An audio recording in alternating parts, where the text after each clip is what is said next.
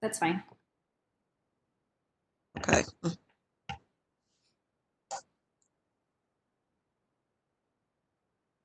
Um,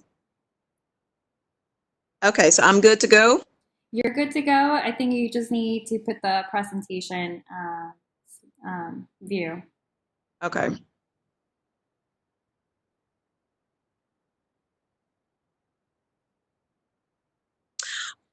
All right. I just want to make sure I can like navigate. It's moving. Okay.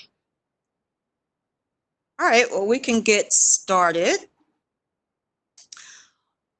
Hello, everyone. Welcome to It Goes Down in the DM, digital marketing, that is. Now, I'm sure when some of you saw that, you may have thought DM is in direct message. That seems to be the big DM that we hear more about or that we know more about. But some of you also know there is another meaning to DM. There's probably several meanings to DM actually, but I would say the two that are probably most well known are direct messaging and digital marketing. And we're going to talk about digital marketing today. So for those of you who may not know who I am, I'm Rachel Wilson Thibodeaux. I am the founder of Swag Strategy Solutions, where swag is not just a cool name, although you have to admit it's kind of cool.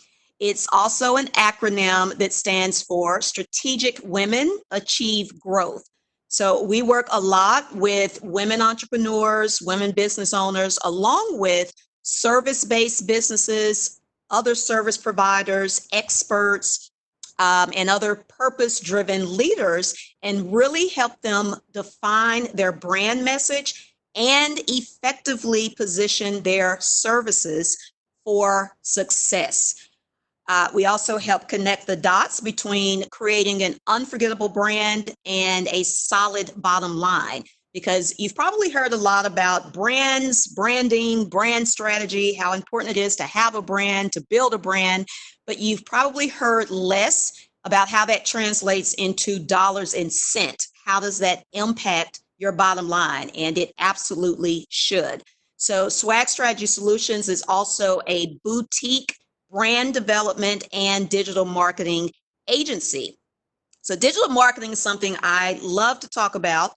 I'm going to pace myself. Going to try to, keep this not too long and not get too deep into the weeds. But I do want you guys to come away with some super valuable information with a few strategies that you can implement like now in your own businesses. So let's jump in.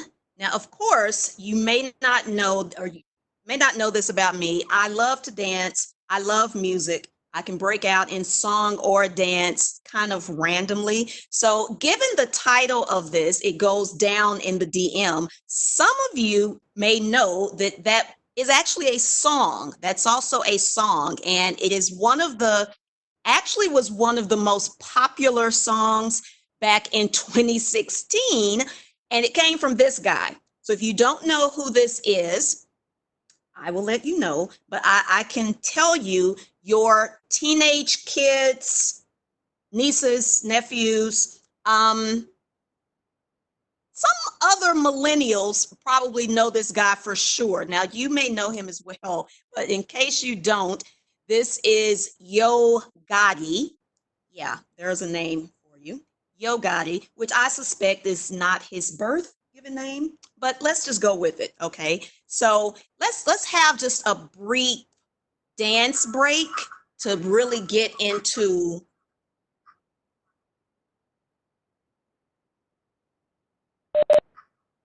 Oh, and I think I just hear it just barely, by the way. Okay.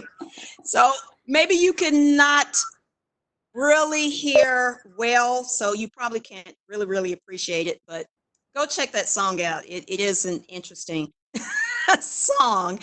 But Speaking of, it goes down in the DM. And again, we're talking digital marketing here.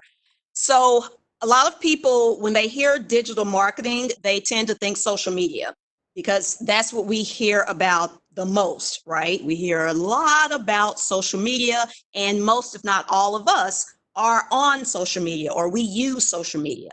While social media is a part of digital marketing, it's certainly not all that digital marketing encompasses. So I use this same image, and this is one of the great images Brenda shared with me and to really promote today's session. And I think it's one of the better images for digital marketing because all of the things like around this circle does make up digital marketing. Now, there is even a bit more, and we're not going to touch on all of these topics today, but we are going to get into a few of them. We are going to talk more about social media. We're going to talk about video, content, ROI, return on investment.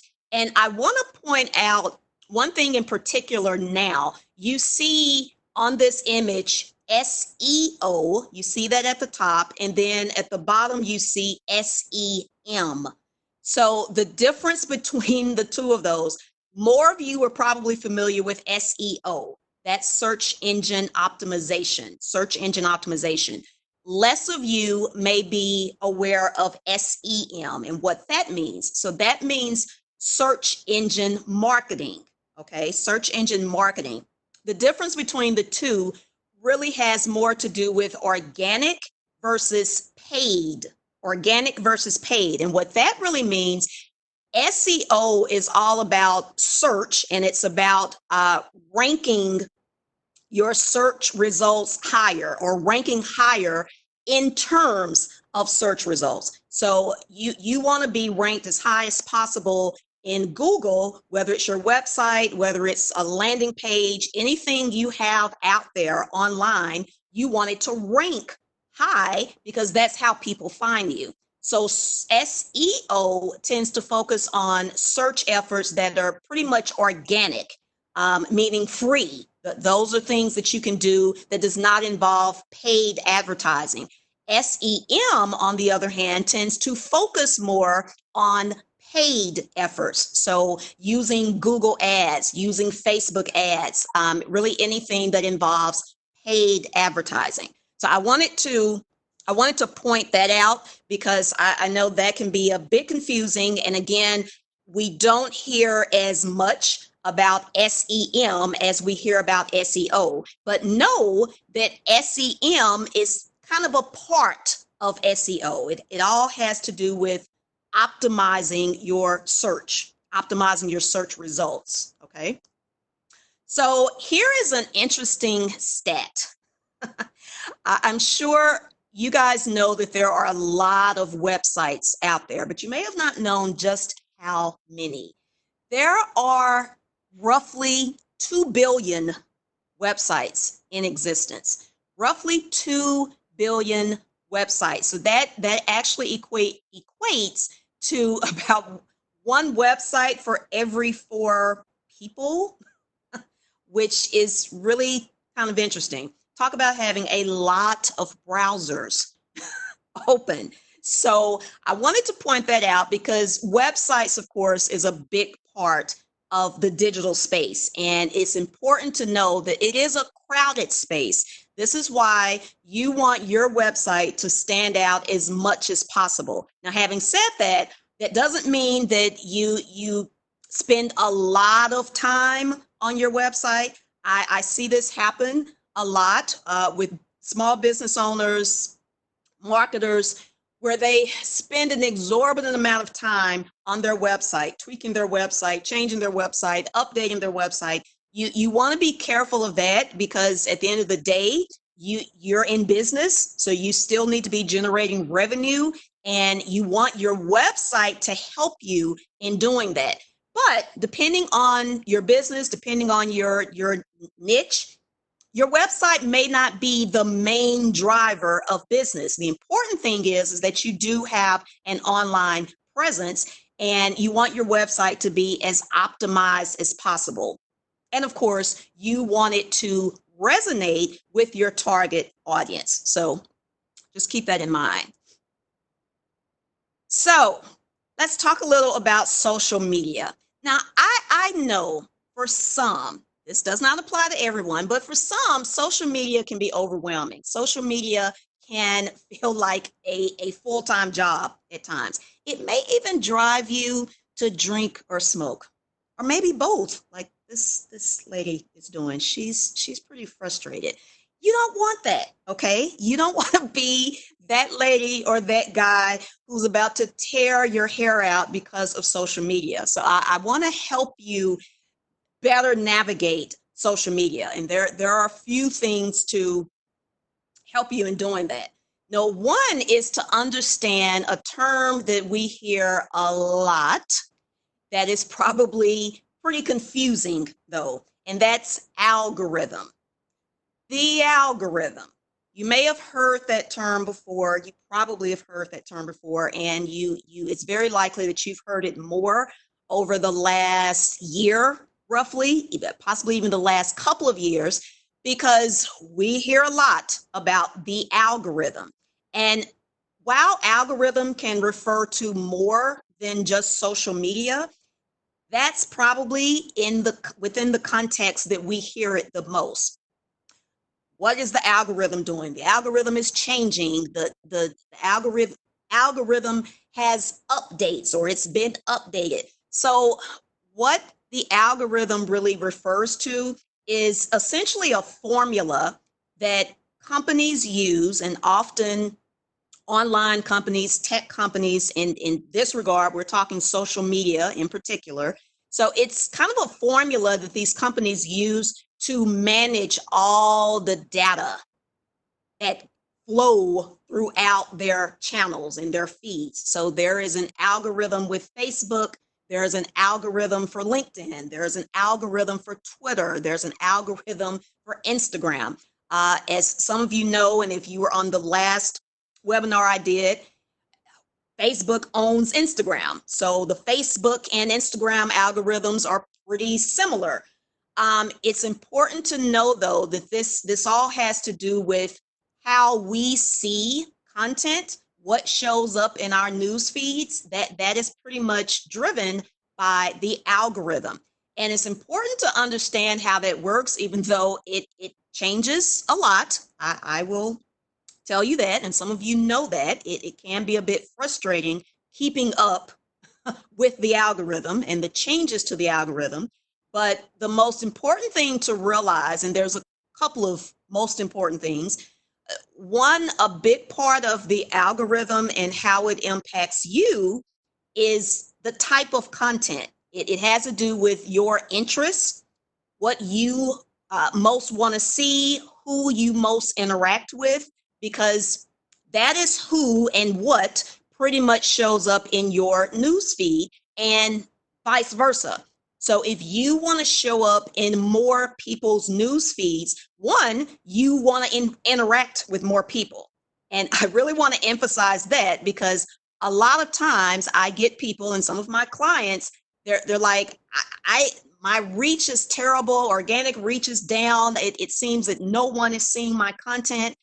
Well, sometimes the algorithm is partly to blame for that, but then the other part of the blame often is you. It is the user, because if you're not engaging with people, I mean, remember, social media is about being social. So if you are on social media really just posting stuff, and as I like to say sometimes, doing a hit and run, like you hit some content out and you run. You put something out there and you don't come back until 3-4 days later, or maybe 3 or 4 weeks later.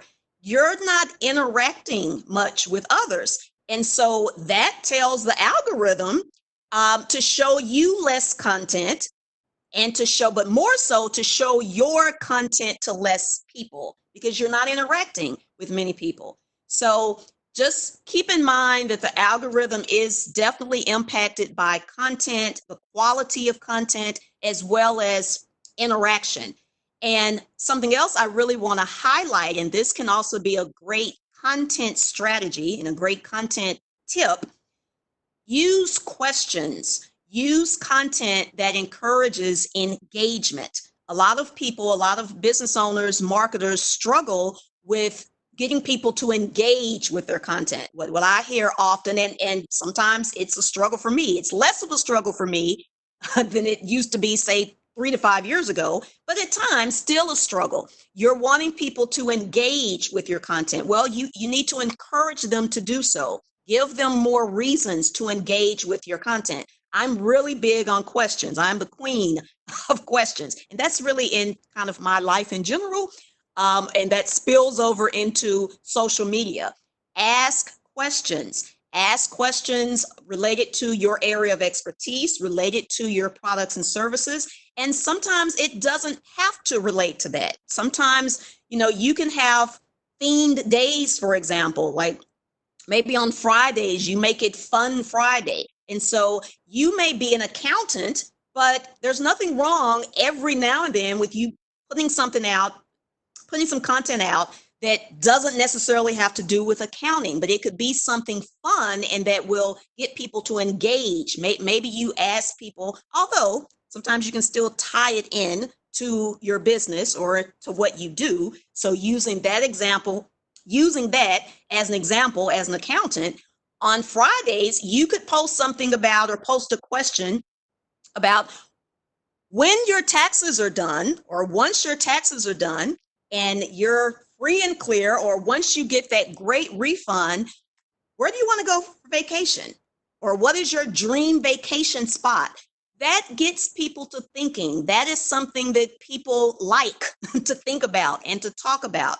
And so you are more likely to get responses to a question like that than to a question, for example, like, have you completed your taxes? I mean, you might get a response to that, but some people don't necessarily want to admit whether they've done their taxes or not. But from time to time, you want that kind of content, but definitely ask questions. Questions are a really, really good way to get people talking back to you. And the more people who are responding, the more people who are commenting, that does well for your content. That tends to push you up further or higher in the algorithm, because whether it's Facebook, Instagram, or wherever you're on, they see that people are interested in your content. They're engaging with your content. So I wanted to really highlight that. So obviously there are a number of different social media platforms out there. This image just shows some of them. A few that are not shown here.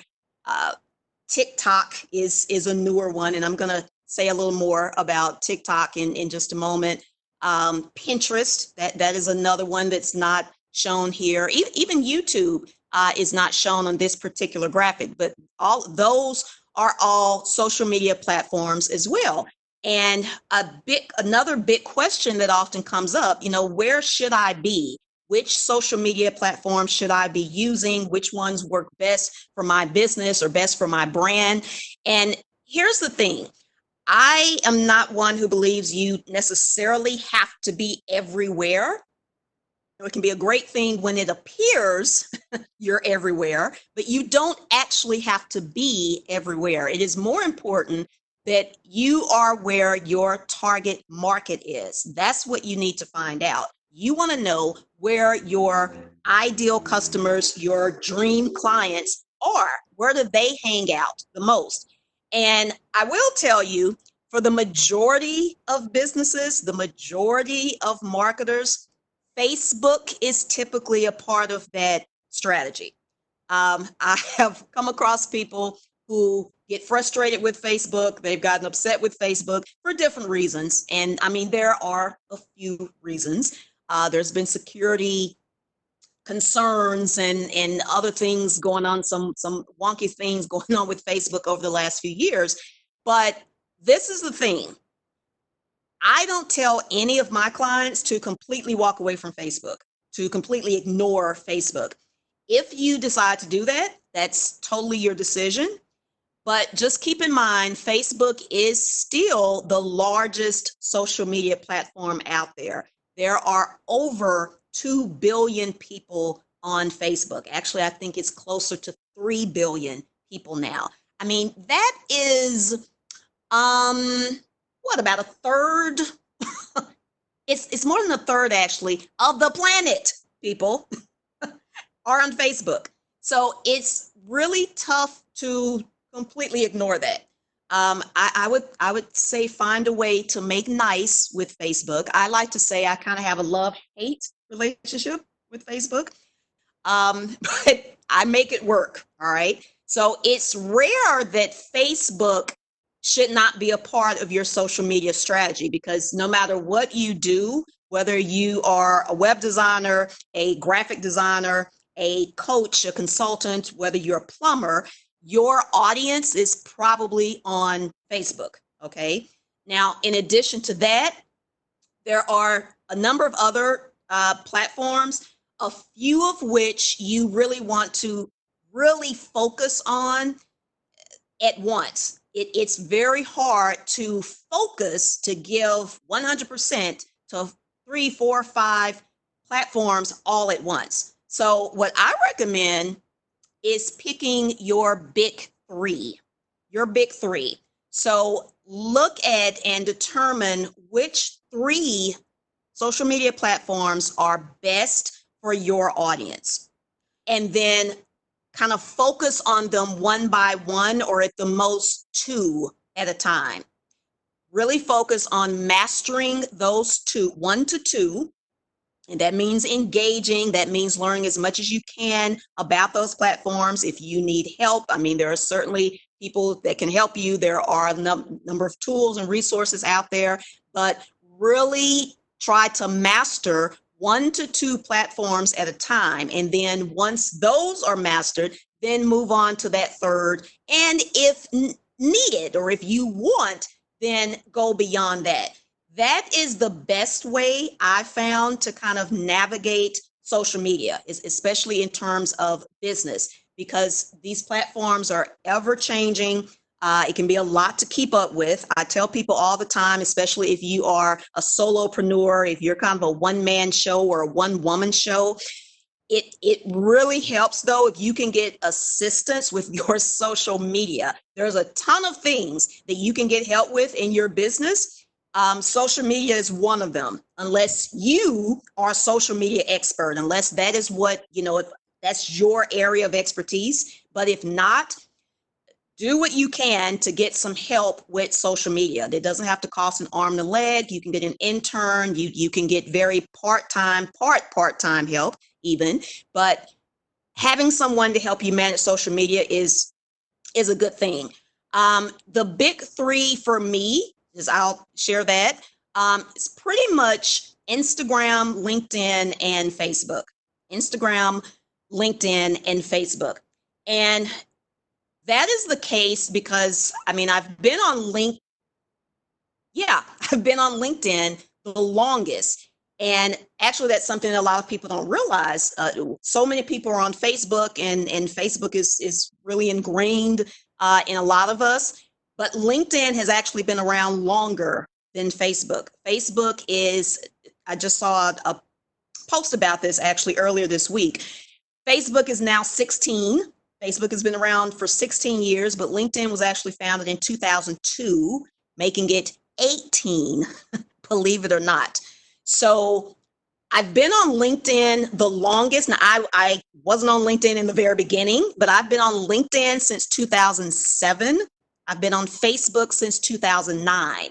And so because I was on LinkedIn first, and I was on LinkedIn when I still worked in corporate America, I started developing relationships and connections there that have kind of spilled over into my business. And again, Facebook really should be a part pretty much of any social media strategy. Instagram, for me, Instagram and LinkedIn actually have added the most to my bottom line. I love Instagram. I was kind of resistant to get onto Instagram, but got onto Instagram around 2015, and I absolutely love it. And if you're kind of resistant to Instagram, like I was, if you think, Instagram is just for really a lot of younger people, millennials and Gen Z, there is some truth to that. But keep in mind, Instagram is kind of following in the same footsteps as Facebook. Facebook started out on a college campus. It was founded on a college campus. So it started out really just targeting and serving college students. Look at how it's evolved, though. And so I see Instagram really kind of following the same track, going through that same trajectory.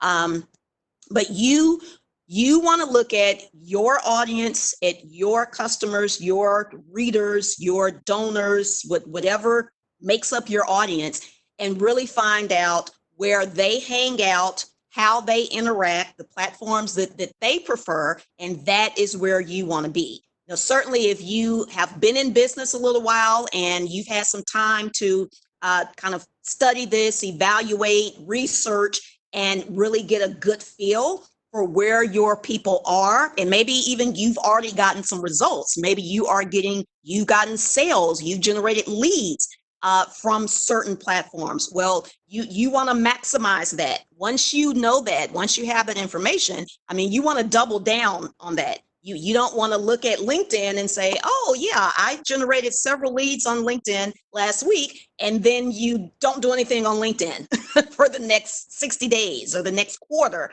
Look at what's getting you results. And one other thing on LinkedIn, if you are B2B, if you are a business and you service other businesses or business owners, you absolutely should be on LinkedIn. If you are any kind of service provider, a coach, a consultant, an accountant, graphic designer, web designer, project manager, you want to be on LinkedIn, because LinkedIn is actually the #1 source of B2B leads. It's LinkedIn. And keep in mind as well, LinkedIn is still the #1 online professional network. LinkedIn is no longer just about job hunting and recruiting. It is very much a business platform. Small businesses, small and large businesses, utilize LinkedIn. There's a lot of great content on LinkedIn, and LinkedIn is a place for business. So if you are looking to generate business, then more than likely you should be on LinkedIn. But if you haven't done that, pick your big 3, all right? So let's shift gears some and talk about another digital marketing strategy that has really, really taken off over the last few years, and you may or may not be familiar with it: influencer marketing.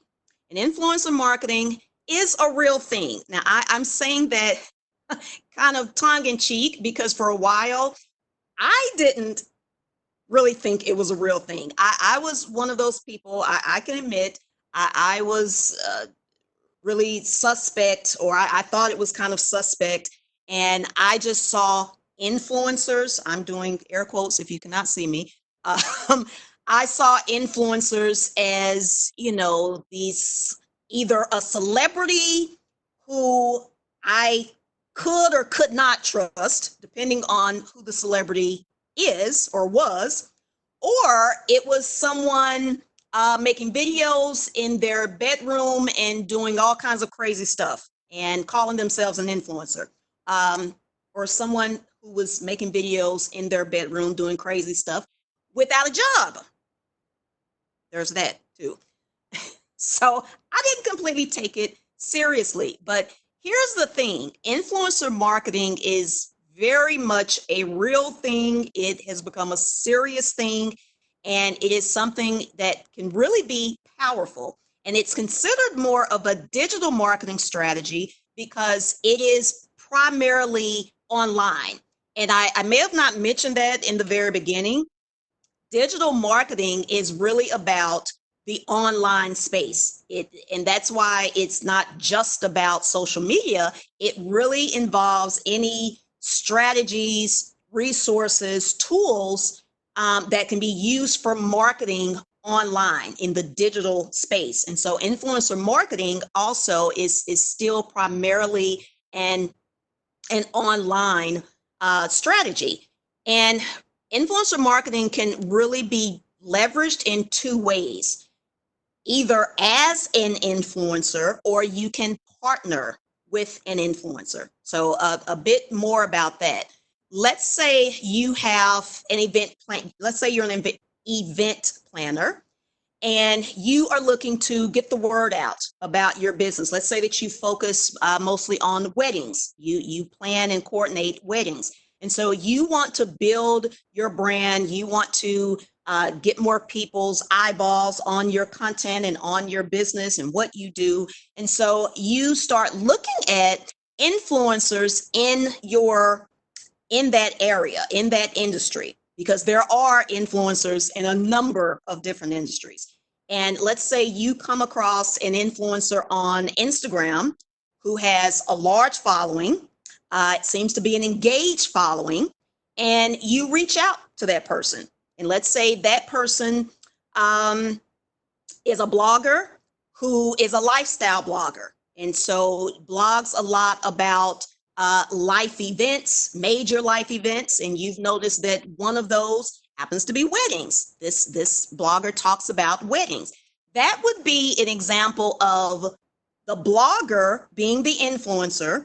And if you reach out and collaborate with this blogger, and let's say you get this blogger to share some of your content, maybe you're having an event and you want that blogger to share your event on her blog or on her Instagram page. Maybe you guys come to an agreement for that. Now, I have to tell you, more and more, what I just described, it requires an exchange of funds. There would be money involved. Every now and then, and depending on the influencer, depending on the situation, you may be able to do something free, or you may even be able to barter. But you should realize that influencer marketing, keep in mind the marketing part. So more and more, especially as influencers grow and their level of influence increases, that often requires a monetary exchange. So you may come to an agreement with that blogger to share 3 to 5 of your posts on her Instagram page, or perhaps even to share with her email list. That's an example of an influencer marketing deal. And again, if you are the event planner, that is you working with an influencer.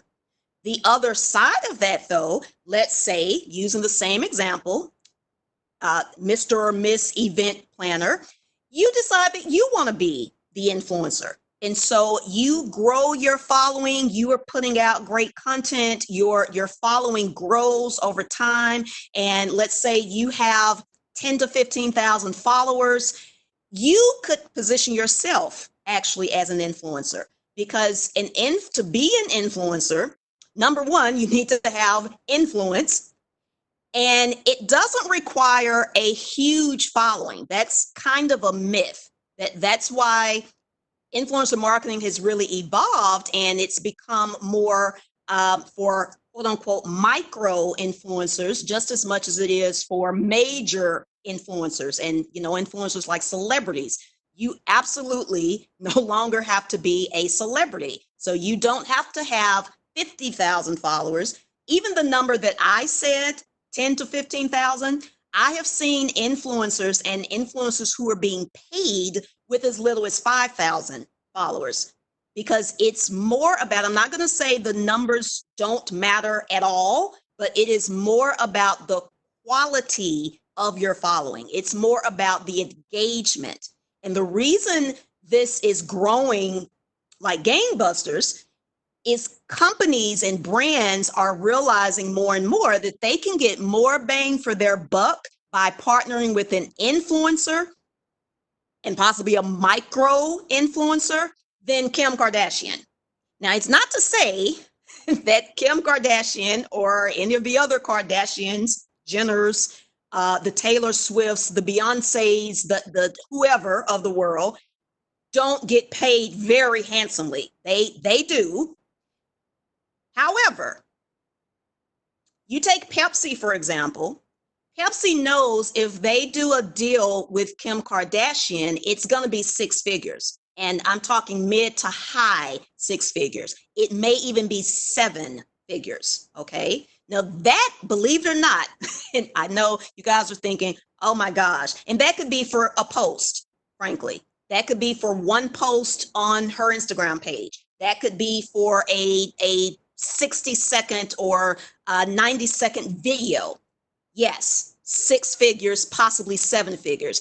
As large even as those numbers sound, that could still be a bargain for a big company versus them paying for a Super Bowl ad, which is going to cost them probably a minimum of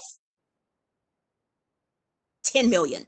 Okay, so you've got 10 million, you've got $500,000. That's a big difference, right?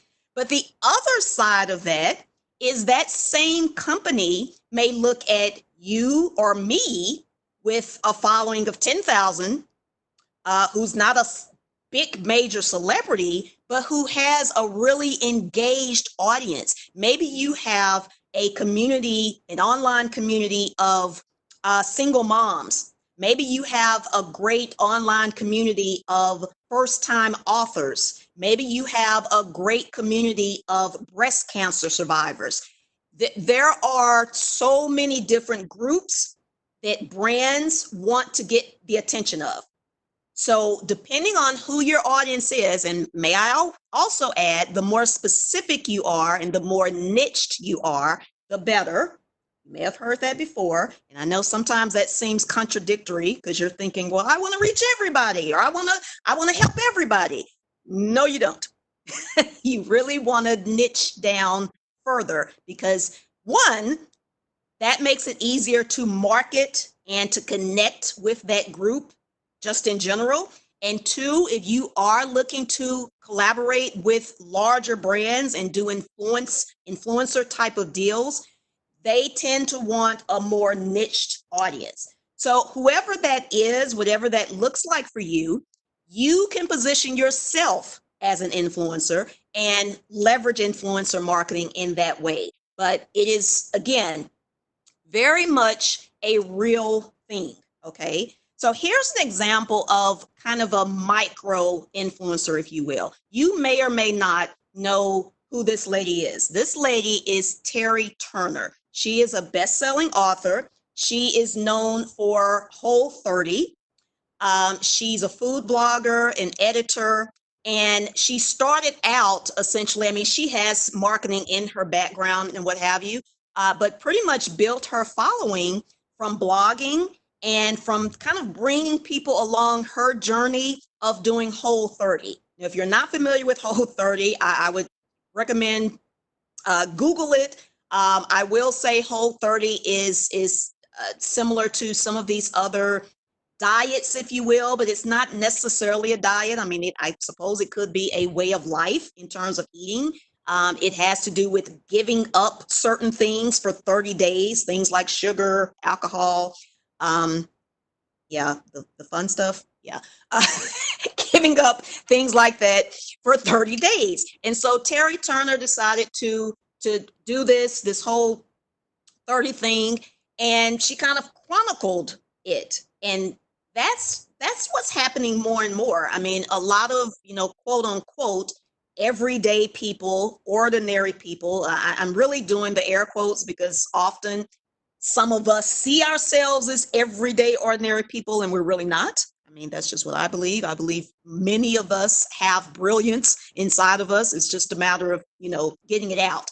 But quote unquote, ordinary people are starting to share their experiences with others and kind of build a community in doing that. And that can really be powerful. So as a result of that, her community, her online community grew like crazy. She also cooks. And so she started doing cooking videos, and it really just kind of exploded. So now she has a following of close to 1 million between Instagram and Facebook.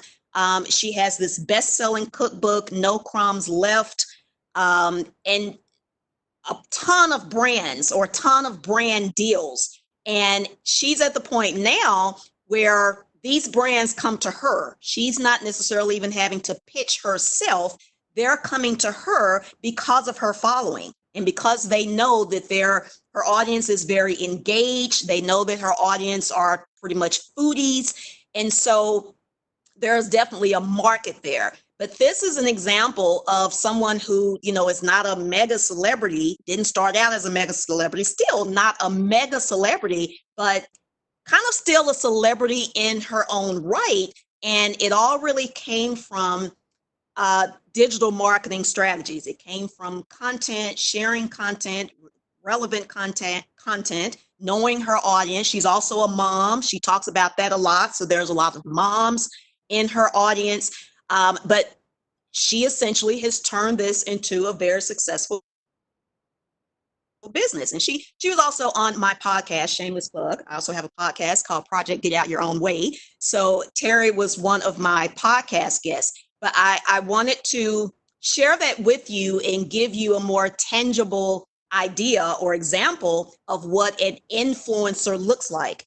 And of course, she works with other influencers. So influencer marketing can present a number of opportunities, and it's definitely a digital marketing strategy that you should consider. Not saying that you absolutely should do it or that it will work for your business, but it is definitely something to explore. And especially if you already have a growing audience, if you are already engaging with people online. I mean, again, no matter what the group is, perhaps you may need to tweak the group or target, do more targeting in terms of your group. But if you are already kind of on that path, it's definitely something that you want to look into. I'm going to share a bit more about influencer marketing just a bit later. So to switch gears a bit more, or switch gears again,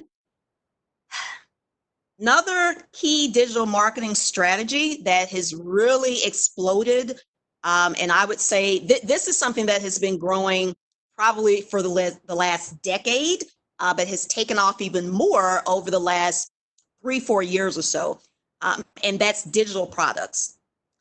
Digital products. And guys, please understand, because I hear this from time to time, and I think it's one of those another myths out there, or kind of a source of confusion, that you think that you have to be like an online marketer, or you have to have an online business to have a digital product. That is not the case. I really believe just about every business out there, just about every business owner can have a digital product, can benefit from having a digital product. And I know some of you may be thinking, well, wait a minute, what if I'm a plumber? What if I'm a carpenter? What if I have a bricks and mortar business? You can still have a digital product, because typically there is a market out there. There is an audience out there who simply wants to know how to do what you do. They want to learn how to do what you do. If you are a plumber, for example, and you're a self-employed independent plumber, and you've operated a successful plumbing business for really even 3 years, let alone 5, 10, or 20, because some of us know that most businesses go out of business within 5 years. So if you even get to that mark, I mean, that is an accomplishment. You can teach other people what you do and how you have ran that business, how you've had a successful business for however long you've had. So it's not just about the product or service, it's more about your knowledge, the information you have that others would benefit from and would be interested in. And digital products can be a great additional source of revenue. Obviously, we are experiencing some tough times in terms of the economy and this pandemic and businesses being shut down and what have you. And a number of business owners, especially small business owners, are trying to adjust. They're trying to pivot. They're trying to see how can I kind of navigate this whole thing and stay in business, keep making money, especially if my business is a bricks and mortar business that's been shut down, or if my product or service requires me to be in person. This is a way that you can do that by having a digital product, because the beauty of digital products is that you do some work for a little while, and that little while can be as little as, say, an hour or two to maybe a weekend. You could come away with a digital product this coming weekend and you're done. And then it's just a matter of marketing it and selling it. That is the epitome of making money in your sleep. And that's a real thing too. That's not just something that people talk about and we hear about. That really is a real thing. So a few examples of digital products: courses, online courses. I suspect many, if not all of us, have taken an online course at some point, whether it was through our jobs, whether it was for our businesses to learn a new skill. We've taken an online course. They're very popular. There are portals and online resources specifically for courses. You can create your own course. Some of you may have already considered that. Some of you may have an online course. And if you already have one, kudos to you. I hope you are marketing that course, because I know some folks with a course, but they're not doing anything with the course, or they have a half-finished course. I am encouraging you, if you've started a course, if you started working on an online course, finish it, commit to finishing it, because a lot of people are taking advantage, especially now. A lot of people are taking advantage of online learning. A lot of people are seeking that out, in fact. So an online course is a great example of a digital product. A masterclass. Now, a masterclass kind of differs from a course in that usually it is shorter. A masterclass is typically 75 minutes, maybe 90 minutes. I mean, it could even be possibly a couple of hours, but it's not necessarily several modules. It's not usually spread out over, several weeks or months. So a masterclass tends to be more condensed, but it's still a way for you to teach someone something, for you to share your knowledge and share tools and resources and hacks, strategies that can help someone else, okay? Ebooks. Ebooks are still super popular. Many of us are big readers. Many of us have kind of figured out that we only have so much room for physical books. If you're like me, I have literally kind of run out of space for books. I have 2 bookcases now. I have boxes with books in my garage. I mean, so there's only so much space for physical books. That's not an issue with ebooks, and there are a ton of ebooks out there. It doesn't take a lot of time to create an ebook. Some people think they have to be wonderful, brilliant writers. That doesn't hurt. I mean, it's helpful when you're a good writer, but it's not just about you being a great writer. It is about how you can kind of package certain information. And this is something you can get help with as well. So it could be a matter, there's all kinds of ways that you can put together content within an ebook. It doesn't have to be you writing chapter by chapter and just writing a lot of text. If you have a blog, you could use some blog posts from your blog to make up an ebook. If you have done courses, if you have taught any classes, if you've done presentations, go through those and pull out the highlights of those presentations. Pull out the top 10 things that you shared with your audience. Questions, I go back to questions. I mentioned that before.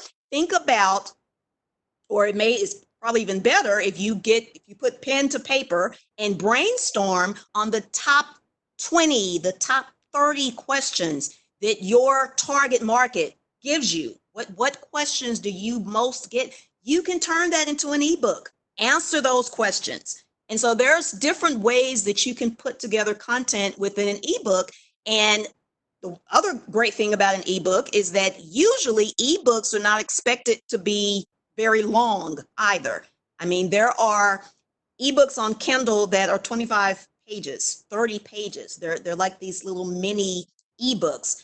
And so it doesn't require a lot of effort and a lot of time, but this is something that you can put out into the market and you can generate revenue. Now, some people, some businesses, marketers also use ebooks to build their lists. You can offer ebooks for free to build your email list or build your text list. And so that is another strategy. And then get those people into your into a funnel, or just build a relationship with them and then later market to them. So that's something else to think about. Audio series is one of my absolute favorite types of digital products because it does not require as much effort necessarily as, say, video. I mean, it's audio. So you could be in your pajamas, recording yourself. You could take a podcast. If you have a podcast, you could pull out, like your favorite podcast or your most downloaded podcast, maybe kind of put a spin on that, and you can turn that into an audio course or some type of audio series. And so that is another great digital product example. And lastly is something that we are seeing a lot more right now. With everything going on, a lot of conferences have been canceled. In-person physical conferences have been canceled. And frankly, it's hard to know when we're going to return to normal or even somewhat normal. As far as that goes, I mean, I really wonder if we will ever go back to, some of these really huge conferences with several hundred people, several thousand people. I am actually speaking, and some of you may be familiar with this conference, the Inbound Conference. It's one of the largest marketing conferences out there. So I'm really excited. I got chosen to speak there. It's slated for August. I don't know if that's really going to happen, frankly, at least in person. Now, I'm sure, if they decide to go in another direction, it will become virtual. And that is what we're seeing more and more. We're seeing a lot more virtual events. And so this is something that you could leverage as well as a business owner, as a marketer. Even more so, I will say again, if you are a service provider, if you provide services, but really anything that is of interest to people, if you have a solid target market who's interested in what you have to share, you could benefit from doing a virtual summit or conference. It can be one day, it could be 3 days. I will say just a few tips on that and few mistakes I see people making with virtual events. With summits and conferences, keep in mind that many people's attention spans are short. And so I've seen some conferences that are like for 5 days or for 7 days, and there's like 55,000 speakers. You don't really want to do that. Okay. Keep in mind that the whole virtual atmosphere, it kind of allows for or almost encourages a lack of attention because it's easier for people to multitask, and you don't really want that, or you want to decrease that as much as possible. So you don't want a lot of people on your conference and they're kind of half listening, they're checking emails, they're checking their kids' homework. I mean, you may get some of that anyway, but you want to discourage that as much as possible. So you really want to zero in on the best content for your audience and try as much as you can to deliver that content in kind of bite-sized chunks. All right. So if you're doing more of a conference, I would suggest limiting that conference to 3 days. I probably would not go any longer than 3 days,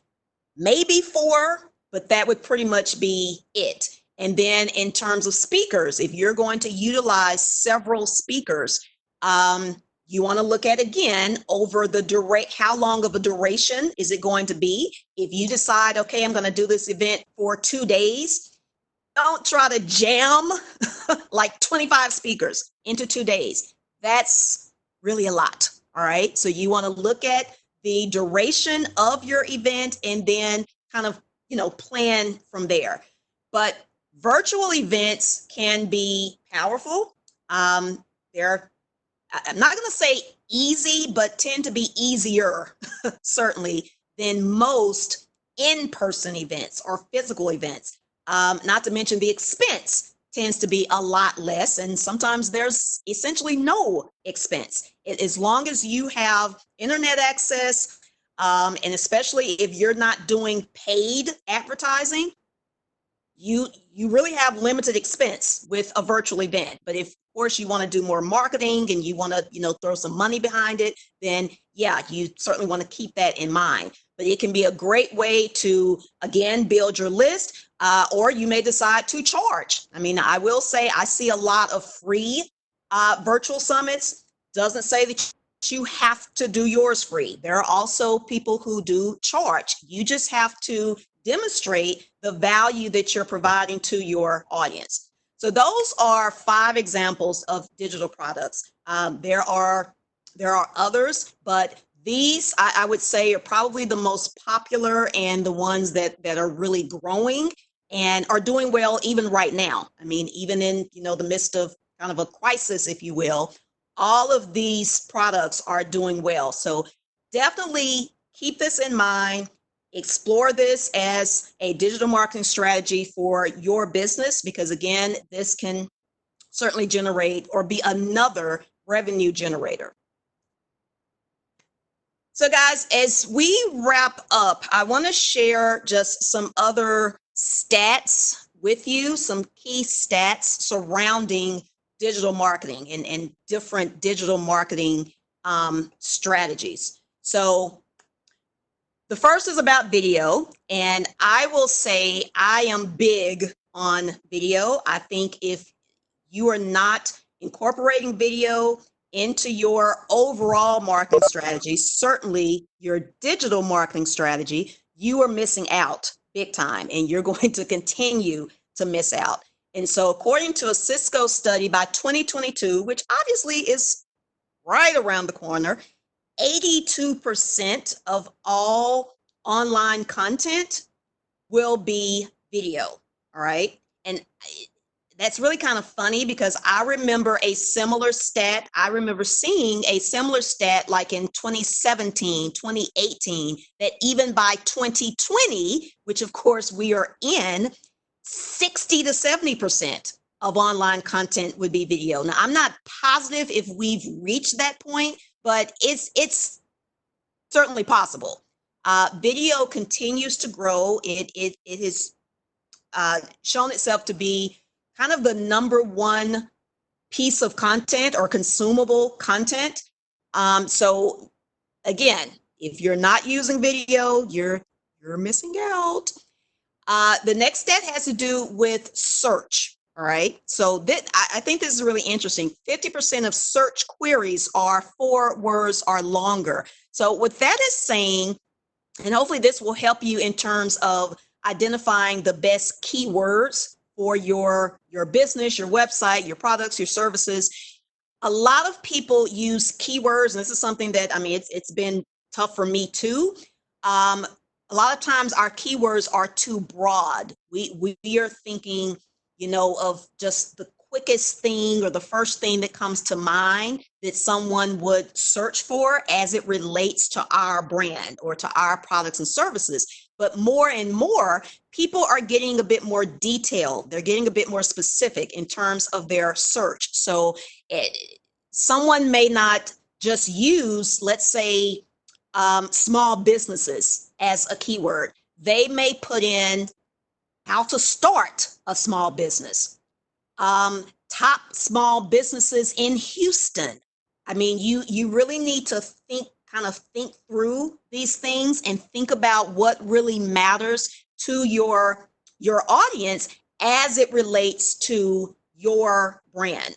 All right. So just keep that in mind in terms of search. A bit more on video. Live video is watched 3 times more than pre-recorded video on Facebook and Instagram. And then you see that humongous number, over 500 million hours of video is watched online each day. I mean, that's a little crazy. It's hard to even get my mind around a number like that, but it's true and it is growing. So that tells us that not only video is big, but live video in particular is really, really growing. And guys, I hear this all the time. People who say, I would like to do video and I know going live can help me, but I'm so afraid. I'm shy. I this, I that. I mean, fill in the blank. There's always some excuse, some reason, excuse me. Really is an excuse to not do live video. I really want to encourage you guys, if you've been looking for a sign, consider this your sign, okay? It is time to get over yourselves and do a live video. It's not Hollywood. It doesn't have to be a Hollywood production. People don't even have the same expectations because it's live. So they know that your kid could photobomb you or be in the back making rabbit ears. I mean, that happens, okay? There are people literally who get on live video as soon as they wake up in the morning. Now, I'm not saying that you have to do that or that you should do that necessarily, but I'm telling you that it does happen. And I'm telling you that some of the people who do that are very successful. Like they have an audience who has no problem with that. They like that. Periscope, which is another platform, social media platform, and one of the live streaming platforms. And it's been around now for about 5 years. But in the beginning of Periscope, which was around 2015, in the early days, I would look at live videos there, and there are a few influencers, one of which who has exploded since then. And this was also a food blogger. So it really may be something to food bloggers. But this guy would wake up in the morning and get onto Periscope. And I mean, just talk about whatever. And for maybe 20 or 30 minutes. And then eventually he would get around to talking about food and the videos he was going to do and the restaurant that he was looking to open, which, I mean, since I think he's opened 3 restaurants. But the point is, he did not look great. He was not, I mean, hair not combed all the time, no makeup, all of these things that a lot of us, I'm going to say you guys, because I have gotten past this, but a lot of the things that some of you come up with as to why you're not doing video, and even pre-recorded video. I know sometimes live video, it may seem a bit challenging, but any video, a lot of it is more about you, and you need to take yourself out of it and think about your audience. What is it they need? What is it that you can deliver to them? What value can you provide to them? Because it's really more about them, or it should be. And so some of these things that I hear that I don't look good on video, and my hair and my weight and the makeup and that's really kind of ego driven. And so at the end of the day, your true audience, the audience who really is there for you, your best audience, they're not going to care about that stuff. I mean, you're always going to have trolls. You're always going to have someone who's, making stupid comments or what have you, but those are not your people. And so just, it may require you to kind of shift your mindset in how you look at it, but video in general and live video in particular can be very powerful. It is one of the best ways, if not the best way, to reach a number of people.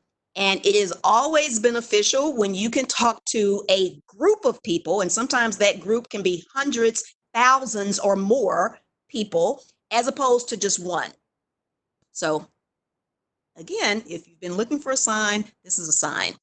A number of CEOs globally, I mean, this is not just for the US, global CEOs will start focusing more on digital strategies to improve the customer experience by the end of 2019. Now, obviously, we're past that, but that is a significant number. 2/3 of global CEOs are going in that direction, are focusing more on digital strategies. Another key stat about influencer marketing is expected to hit $10 billion by 2020. I mean, guys, again, we're in 2020. $10 billion. There are companies, again, if you doubt the significance of influencer marketing, there are now companies, I mean, in large companies who have positions, who have entire departments dedicated to influencer marketing. Like I know people whose role is to go out and find influencers, to develop deals with influencers. So again, I can't say enough about considering influencer marketing as a part of your overall digital marketing strategy.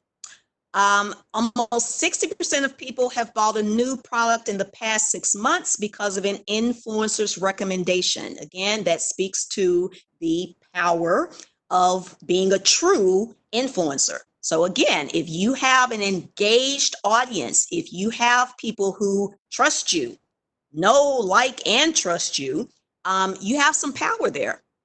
And then lastly, this speaks to paid advertising, in particular on Facebook. Facebook users on average click 12 ads within a month. Now that's the average user, period. Notice in parentheses, it says Americans click on an average of 18 ads. So Americans are clicking on even more. What that means is paid advertising and Facebook ads in particular continue to be powerful, continue to drive traffic and sales. And so you have probably heard something about Facebook ads because it's another one of those things that has really exploded over the last few years. It may be intimidating. Hey, I get it. It can be a learning curve. But I really encourage you, whether it's Facebook ads or something else. Now, for a lot of businesses, a lot of marketers, it is Facebook ads. But whatever it is, consider paid advertising. I love organic efforts. I teach my clients organic efforts, but I also teach them about paid advertising. And paid advertising can definitely kind of be that fuel on your offers and your products and services. It tends to kind of speed up that process because unless you are really, really, really good at organic strategies, it tends to take longer. I mean, that's just the way it is. So if you can invest in paid advertising, and it doesn't have to break the bank, you can still do a Facebook ad. You can run a Facebook ad for as little as $5 a day. So compared to some other types of advertising, social media advertising is still a pretty good way to go. It's still pretty competitive. I was speaking to someone, I think it was last week actually, who has a billboard, and she was really excited about this. She bought a billboard in Atlanta, and to buy one of those big billboards that you see, like, off the highway or while driving or what have you, those are not cheap. I mean, usually you're talking, I mean, it can vary, but usually several hundred to several thousands of dollars, possibly more. Whereas you could take, let's say, $300 and run a Facebook ad for, an entire month and get results. And so you just want to kind of understand how that all works. But I thought it was important to include that stat in particular because a lot of people are confused about Facebook ads and they're kind of like, I've tried them, they haven't really worked for me, or maybe thinking that they don't work. And often it's just a matter of having to test and try different things and tweak and kind of experiment. There is kind of an art and science to it, but just know that paid advertising does absolutely, or certainly can, work. And it is something to consider. In addition to Facebook, I mean, obviously, you can pretty much run ads on any social media platform. I mean, you can do Twitter ads, you can do YouTube ads, you can do Instagram ads. So it just depends on, kind of where your audience hangs out and where you want to play. So with that, okay. It's still, okay, here we go. Having a little problem switching slides again. Lastly, guys, I want to leave you with some key resources that we have available at Swag Strategy Solutions. So one, if you want to find out more about how we can help you in terms of your digital marketing strategy, and there are certain specific services we offer, as well as helping you develop a overall strategy, a social media strategy, a digital marketing strategy, we can certainly help you in doing that. One of the more specific services, one of the more popular specific services we offer is LinkedIn profiles. So we offer done for you LinkedIn profiles. We will redo your LinkedIn profile. Of course, we have to collect some information from you, but that is something that can really be powerful, and especially in this day and age, whether you have a job or you are in business, your LinkedIn profile should really be an extension of your brand and of your marketing. So that's something that we can do for you. So take advantage of a complimentary digital marketing upgrade call, and there is the link to do that. You can go to swagstrategy.com/contact. Another resource, and these first two resources are free, is the Strategic Hustle Playbook. That is an online resource. It's actually a weekly piece of content that we provide each week. It's delivered to your inbox. It will help you not just hustle hard, but hustle smarter, hustle strategically. So you can sign up for that at that link there, bit.ly/hustle strategy. And lastly, my book, Brand Sell Profit, which really kind of connects the dots between the brand, really helps you get clear about your brand, and then how that translates into your bottom line. And there is part of that book that also addresses social media and digital marketing strategy. And you can go to swagstrategy.com/BSP book to find out more and get a copy of that. So with that, that is it for me. I know that is a lot of information, or was a lot of information. It's okay if your eyes are glazing over, even if a little bit. But I will turn it back over to Brenda and I guess check to see if there are any questions. Thank you so much, Rachel. This was a lot of really fresh, new content, new ideas and tools that I haven't heard from and before in other places. And we got really good feedback on the chat box from a couple of our participants. So I really appreciate your time and all of the participants' time.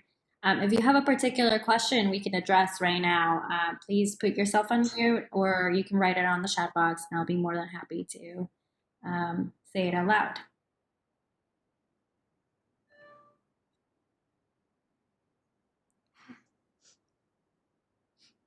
Are there any questions on your duties, on like engaging your audiences? Thank you so much, Laura, for your feedback. I'm glad that it was great information.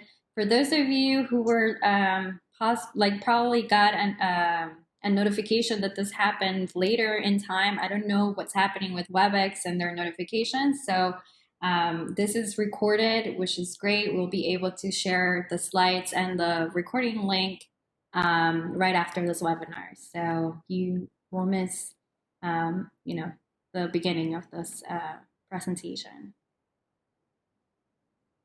Thank you, Isabella. They're probably still like absorbing.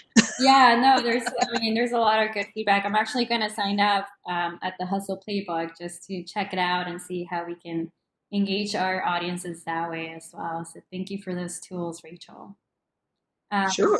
Latori, I know you mentioned that you got this notification later, but if you have any particular questions for your business or maybe your school, let us know.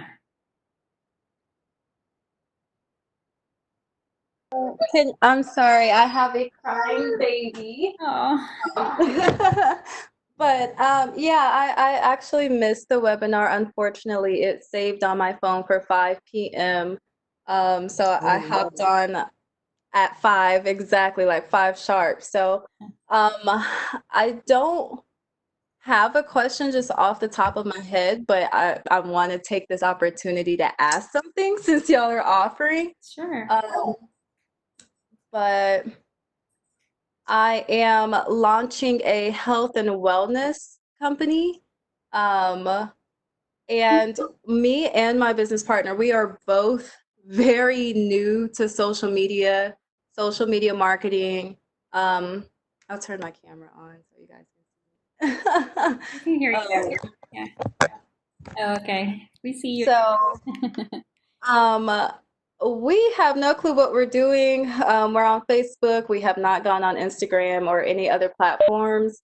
And yeah, we're really just don't even know where to start.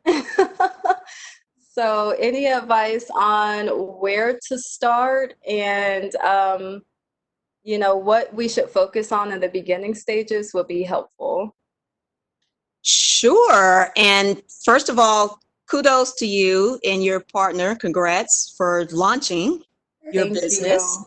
I always say the first place to start is really determining who your audience is, who that target market is, and also niching down a bit more in terms of health and wellness, because that is pretty broad. And so you want to really look at what are you guys, your biggest strengths? Where does that lie? Where are you both most knowledgeable, and how can you most help your audience? So I don't know for sure what that is. Let's just say, for example, it has something to do with diet and with eating. Maybe you can help people decrease their sugar intake. That's kind of a more specific direction or niche, So I'll give if you you an will. example of something we do. Like we help people transition into living a plant-based lifestyle. So going Okay. vegan, Okay. online vegan. Okay, great. And that's a good one, because that's very timely. That's something a lot of people are interested in and looking at and doing now. So, I mean, I think that is a great market or area. So the next thing you want to do is really find out who is doing that. And I know just on the surface, you're probably thinking, well, a lot of people are doing that. But you want to really get specific, and you guys need to understand, or you ladies need to understand who that is, who that looks like, because that it could be there are more people doing that. And just from what I know, I mean, and you probably know more about it than I do, but from what I do know of that kind of area of expertise, people who are looking to lose weight are looking more at plant-based lifestyles. People with health challenges, sometimes older people are looking at doing that. I mean, so you really want to get clear about who that audience is, what they look like, and then that will really better help you to talk to them, to connect with them, to know where they hang out. As far as social media, I would definitely say to include, you kind of, it kind of goes back to what I was saying before. You may have not heard this, Latori, but Facebook should be a part of your strategy, because there are so many people on Facebook. I would also say Instagram. because Instagram is owned by Facebook. And so there's kind of some convergence there. But also just the certain characteristics of Instagram. Instagram gives you more features. You're able to get in front of people more. And Pinterest, actually. I would say, just based on what you're telling me, that may be your big three. Now, I don't know that absolutely 100% for sure without knowing more, but based on what you're telling me, I would say those are three platforms to really look at. And I say Pinterest because there are a lot of women on Pinterest, and this may be, I mean, I don't know this for sure, but your market could be more women. It probably is. Yeah. Just because of most guys, it's not saying that they're not vegan, but I just run into more women who are embracing the plant-based lifestyle more. So Pinterest is very big with women, and not just all women. There are a number of professional women, educated women on Pinterest. And so that can be a good place, and it's visual, of course. And Pinterest also drives a lot of traffic. A lot of people don't realize that, but it drives a lot of traffic. So yeah, I would say to start, building community there, and just, sharing tips, sharing what you guys know, sharing your own experiences. If this is something, and I mean, I'm kind of making an assumption here that this is something that has worked for you, you want to put that out there. You want to share what this has done for you, because you guys are really your biggest billboard. You're going to be the biggest story, and tell that story over and over again. And I just want to say that is one of the cutest kids I've seen in a long time. He's pretty cute. Yeah, I was thinking the same. He's adorable. Thank you. Thank you. So a question about Pinterest, because, I think that Pinterest would be great for someone who, say, is a baker or something, and they have tons of recipes. So being a health and wellness consultant, my partner, she's a holistic health practitioner, and myself, a naturopathic counselor. It's like, what kind of things would you be posting over there? It's like, are we posting essential oils recipes, or, vegan meal recipes? It's like, how would we use Pinterest?